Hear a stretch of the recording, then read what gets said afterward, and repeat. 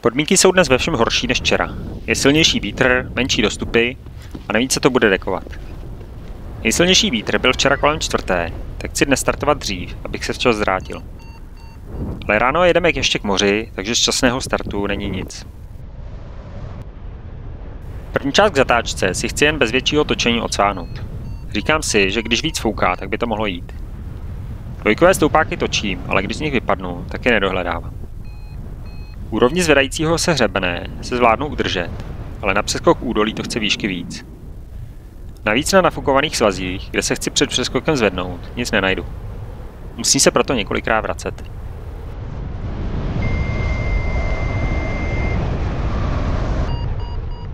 Klesáky jsou dnes hodně nekompromisní. Několikrát se mi stane, že vyletím z jádra a hned jsem ve čtyřkovém klesáku, kterým padám dolů jako šutr. Do stoupáků se už vrátit nedokážu. Níž je samozřejmě jinde, stoupáky jsou dnes hodně svouknuté.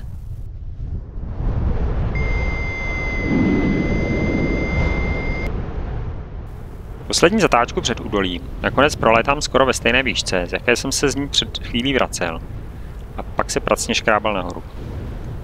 Na přeskok údolí to nejspíš nevyjde, ale výš se prostě dnes dostat nedokážu.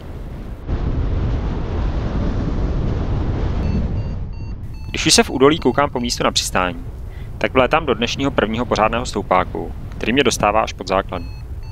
To je dnes asi o 300 metrů níž než včera, i když u větších skal se později dostanu i výš.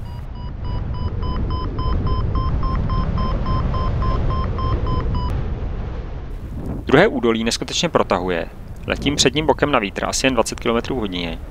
Hodně rychlosti se spotřebuje na prosazení proti kolomému větru. Naštěstí asi ve třetině údolí potkávám další skvělý stoupák, takže pak už to doskočím v klidu.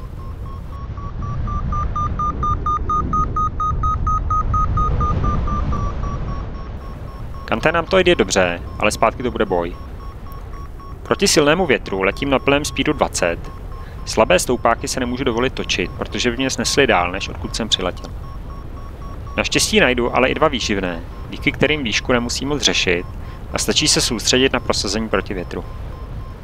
Prvnímu údolí na cestě zpátky se vyhýbám širokým obloukem. Nechci, aby mě to tam sfouklo a pak přišpendlilo ve snaze se dostat ven. Vnitřkem hlavního údolí to taky tolik neprotahuje, takže už to konečně trochu letí.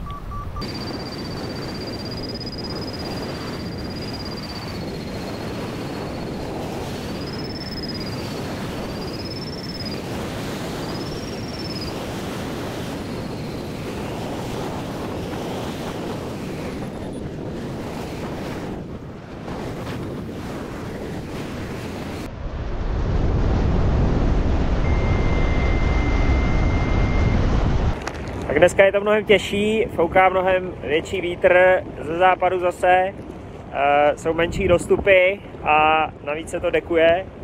Nicméně Kantérám jsem doletěl, byť teda začátek jsem hrozně uspěchal, snažil jsem se tu první část jenom posváhnout a skončil jsem hrozně nízko, musel jsem se několikrát vracet, pak znova vyzvedávat. První údolí jsem přeskočil úplně v přívejšce, už jsem si hledal místo na přistání, ale v tom údolí dole jsem chytil parádní stoupák, který mě vynesl až poprvé vlastně do nějaký pořádný hladiny. Druhý údolí už jsem přeskakoval dobrý vejšce, vytočil se asi 1700, i trochu 1800 s líznutím mraku a doletěl jsem Kantérám zpátky na plném speedu 20, jsem letěl ze začátku. Jedno bílé křídlo si to nadletělo víc údolím, tak to taky zkouším, ale není tady nic a budu se muset vrátit asi ke svahu. Nicméně první údolí cestou zpátky už jsem zase přeskočil, hodně jsem si to nadletěl, protože tam úplně šíleně splachovalo do toho údolí, takže jsem nechtěl, aby mě to tam zafouklo. Takže první údolí jsem přeskočil, teďko mířím k druhému, nechytil jsem žádný stoupák zatím, budu se muset nalepit na svah a pak asi bude game over, jako to, co jsem nepřetlačil včera v tom slabém větru, dneska v tom silném podle mě nemám šanci. Nicméně zkusím asi si naletět víc do rovin a třeba se na mě usměje štěstí v rovinách a obletím to rovinama, nebo vnitřkem toho údolí a ne kolem toho hřebene a uvidíme, jaký to bude. Doufám, že v širokém údolí potkám nějaký stoupák, ke svahu se ani nebudu muset vracet. Ale všechno se zastěňuje a já se ke svahu nakonec nalepit musím.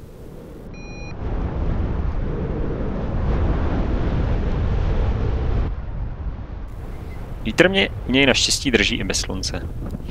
Podmínky se značně sklidnily. Vítr zeslábl, stoupáky i klesáky zmizely. Letím se podívat do gajblu a pořád zvolna stoupám.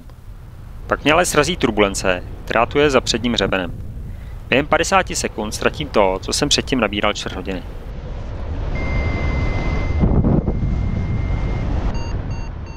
Pokorně se vracím ven, vytáčím slaboučký stoupák až do základny, která tu je bohužel níž.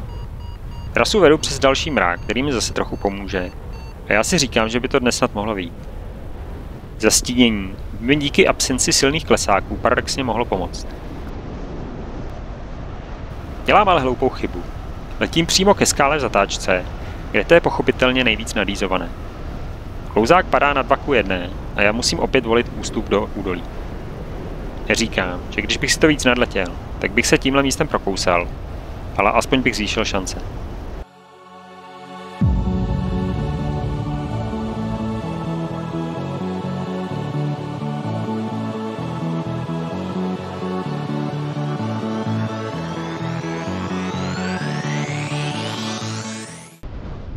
Přistávám v mírně turbulentních podmínkách 500 metrů od silnice.